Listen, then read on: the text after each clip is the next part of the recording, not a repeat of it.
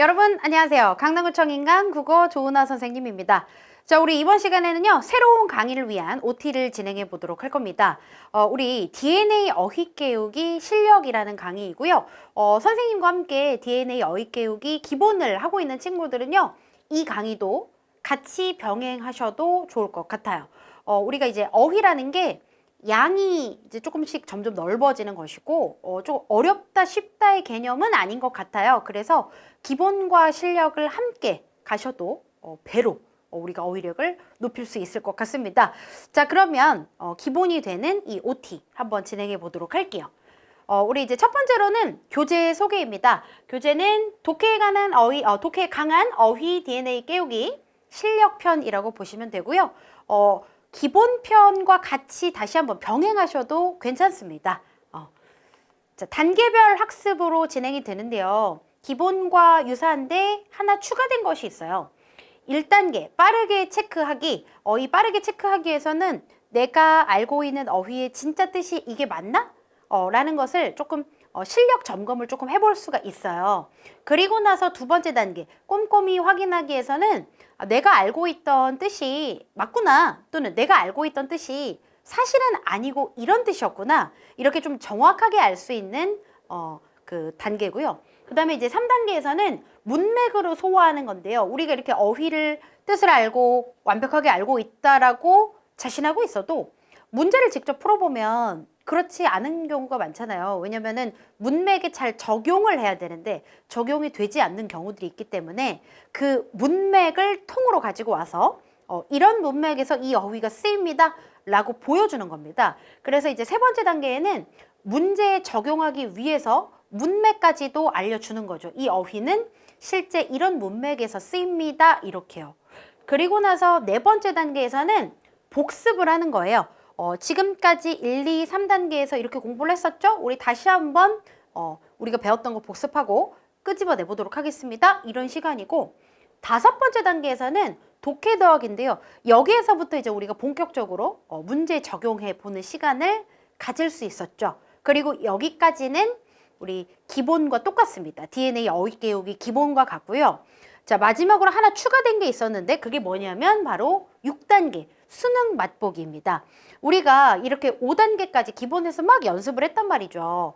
물론 우리가 앞으로 맞닥뜨릴 내신에도 도움이 되겠지만 먼 후일, 그러니까 나중에 우리가 치르게 되는 수능에 적용하기 위함이거든요. 우리가 이런 학습들을 하는 게.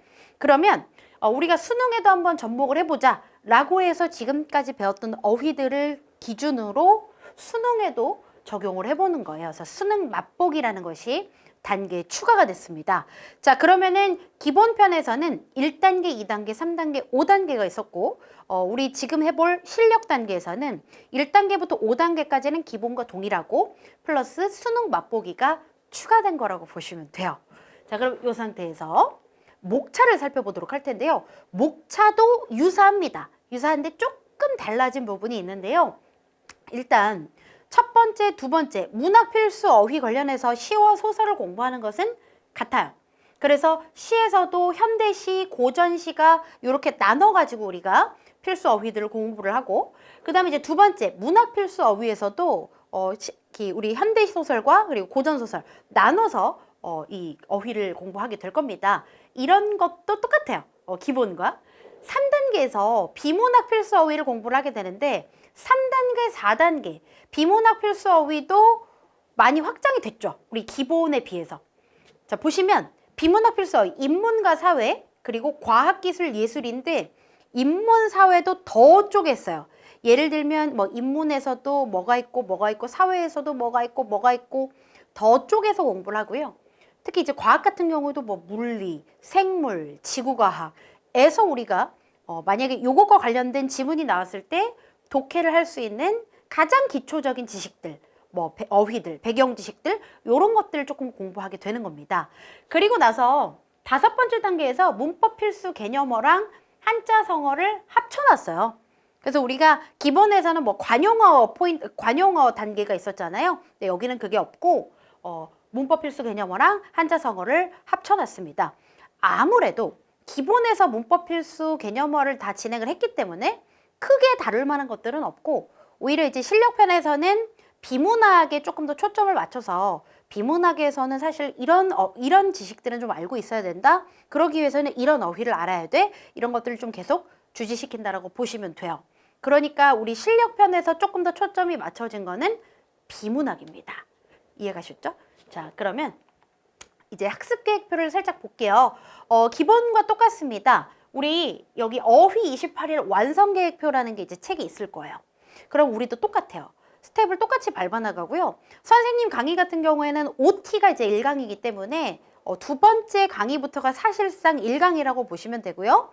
강의로만 따지면 총 28강의로 여러분들과 함께 달려갈 겁니다. 그래서 28강으로 대비하는 전 영역에 대한 국어의 배경 지식이라고 생각을 하시면 되고, 배경 지식을 알기 위해서는 어휘를 알아야 되고, 어휘를 알면 배경 지식을 얻게 되는 이렇게 좀 상호적인 관계라고 생각을 하시면 되겠습니다.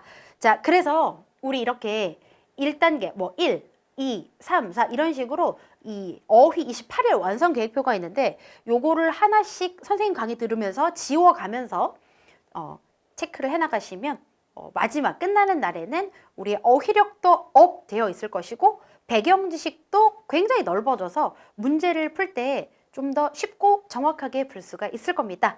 자, 그럼 우리 본 강의에서 만나도록 하고요. OT는 여기서 마치도록 하겠습니다. 여러분들 안녕!